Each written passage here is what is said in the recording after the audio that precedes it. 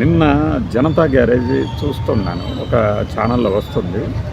అక్కడ ఏంటంటే రాజీవ్ కనకాలని బెదిరించడానికి ముందు జనతా గ్యారేజ్లోకి ఎన్టీఆర్ని మోహన్ లాల్ గారు ఆహ్వానించే సన్నివేశం.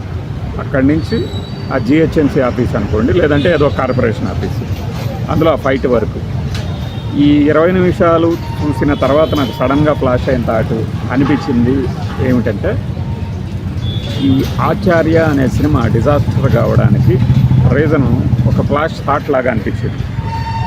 కరెక్ట్ కావచ్చు, కరెక్ట్ కాకపోవచ్చు. ఈ జనతా గ్యారేజ్ కానీ ఇప్పుడు ఆలోచిస్తుంటే భరత్ అనే నేను కానీ, శ్రీమంతుడు కానీ, కొరటాల శివ గారి, శివనారాయణ గారి ఫస్ట్ సినిమా మిర్చి కానీ, మిర్చిలో అంటే ఫ్యాక్షన్ బ్యాక్డ్రాప్లో బలహీనుడి పక్కన ఒక బలం, లేదంటే బలవంతుడికి బలం, అది వేరు, అది మసాలా ఫైట్స్. కానీ శ్రీమంతుడు కానీ, భరత్ అనే నేను కానీ, ఈ జనతా గ్యారేజ్లో కానీ ఒక మంచిని ఎందుకు ప్రోత్సహించాలి అనే సన్నివేశం చాలా బలంగా ఉంటుంది, ఎఫెక్టివ్గా ఉంటుంది.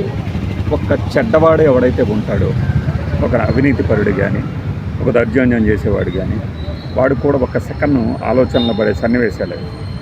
ఇప్పుడు శ్రీమంతుల్లో అయితే క్లైమాక్స్ సంగతి పక్కన పెడితే మధ్యలో ఒక తోపు, ఆ తోపులో ఈ దౌర్జన్యాలు సాగవు, ఈ అంతా నేను దత్తత తీసేసుకున్నాను, మిమ్మల్ని కూడా మంచి వాళ్ళగా మారుస్తాను అనేది. అది మహేష్ బాబు సూపర్ స్టార్డంతో ఆయన ఏం చేసినా బాగుంటుంది కాబట్టి అందులో ఓకే. భరత్ అనే నేనులో అయితే నాకు బాగా ఇష్టమైన సన్నివేశం, చెప్పేది ఎప్పుడు గుర్తొచ్చినా కూడా, హెలికాప్టర్లో ఒక సీఎం ఒక మామూలు వ్యక్తి కోసం రావడం, అంటే ఒక మంచి కోసం నిలబడటం అనేది కనిపిస్తుంది. ఆ తర్వాత ఫైట్ ఎలా చేసాడు అనేది అది ఓకే, మాస్ జనానికి బాగా ఉర్రూతలూగించేది. ఈ జనతా గ్యారేజ్కి వచ్చేసరికి ఇంకా బలమైన సన్నివేశం. మీరు బాగా సంపాదిస్తారు, మీ పిల్లలు మంచివాళ్ళు అయితే డబ్బుని జోలికి పోరు. అదే మీలానే దుర్వ్యసనాలు అవి ఇవి ఉంటే అంతా వెంటనే ఖర్చు పెట్టేస్తారు. సో మీరు ఎంత అవినీతికి పాల్పడి సంపాదించే సొమ్ము దేనికి పనికిరాదు అనే కాన్సెప్ట్ చెప్తాడు.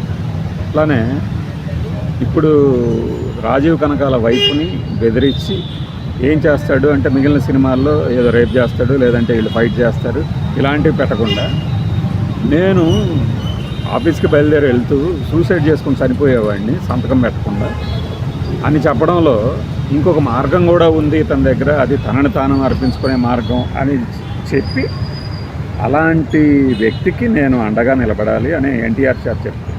ఇది అరుదైన మొక్క చూశాను, అలాంటి అరుదైన వ్యక్తి ఈ వ్యక్తి మనం కాపాడుకోవాలి అంటూ సచిన్ టెండూల్కర్ పోలిక పోల్చడం ఆఫీస్లో. ఇలాంటి ఒక కన్విన్సింగ్, ఒక స్ట్రాంగ్ కన్విక్షన్ ఉన్నటువంటి సీన్లు ఆచార్యలో ఎక్కడ కనపడవు. కేవలం కాంబినేషన్లు దొరికినాయి కదా అని, పైగా తప్పేదో ఈయన మీద, డైరెక్టర్ మీద దోశారు.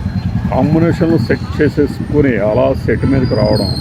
వాస్తవానికి ఈ సినిమాని ఆయన ఒక హీరోతో తీద్దామని వెళ్తే ఇందులో చిరంజీవి గారిని కూడా ఇరికిచ్చారనేది వాళ్ళ ఉత్సాహం బయటపడింది. అప్పుడు చెప్పారు కూడా, ముందు ఈయన ఒక రామ్ చరణ్తో తీద్దామని వెళ్తే అందులో నాన్నను కూడా చేద్దాము, ఒక బలమైన క్యారెక్టర్ వస్తుంది, అది ఇది అని చెప్పేసి చివరికి ఏమైంది, అది ఫ్లాప్ అయింది. అంటే నాకు సినిమాలంటే అందరికీ ఇంట్రెస్ట్ కాబట్టి మనకు ఆసువుగా ఫ్లాష్ లాగా ఒక థాట్ లాగా వస్తూ ఉంటాయి కాబట్టి మీలో పంచుకోవాలనిపించింది.